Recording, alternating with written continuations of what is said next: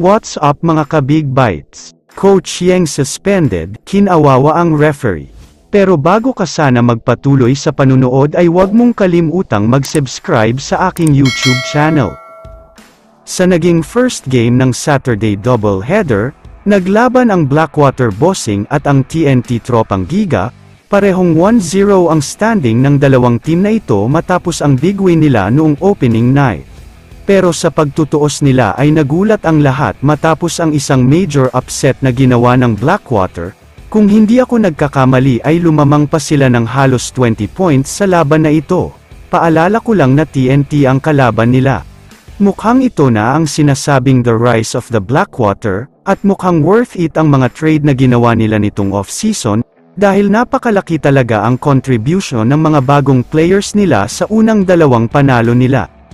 Samantala, lumipat naman tayo sa balita tungkol sa second game sa pagitan ng Rain or Shine at Meralco Bolts. Medyo mainit ang naging laban sa pagitan ng dalawang team na ito, dahil pareho silang naghahanap ng kanilang unang panalo.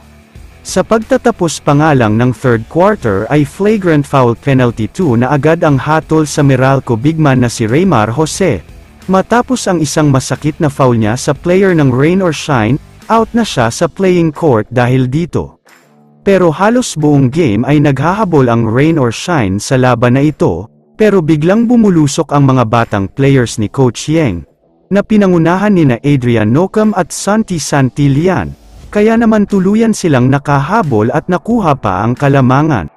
Sobrang ganda ng laban kaya umabot pa sa overtime, pero takeover mode si Bong Quinto dahil umiskor siya ng 7 straight points para sa Bolts, kaya naman nahirapan na ang Rain or Shine, sumabay pa ang pagkawala ng coach nila.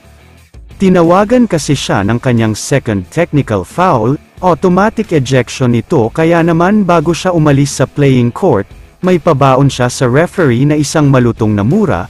Natawa ang mga fans sa venue dahil sa ginawa niya. Hindi ko nasasabihin ang mura na sinabi niya, pero alam niyo naman kung anong mura ang madalas na sinasabi niya.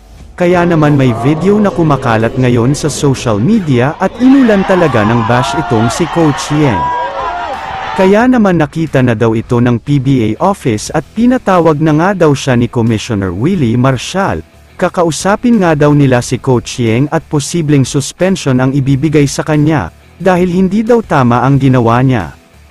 Kaya naman kung kayo ang tatanungin, ano ang masasabi nyo sa ginawa ni Coach Yang? I-comment mo naman ang opinion mo tungkol sa tanong na ito. Dito na muna nagtatapos ang video na ito. Maraming salamat sa panunood mga ka-Big Bites. God bless sa inyong lahat.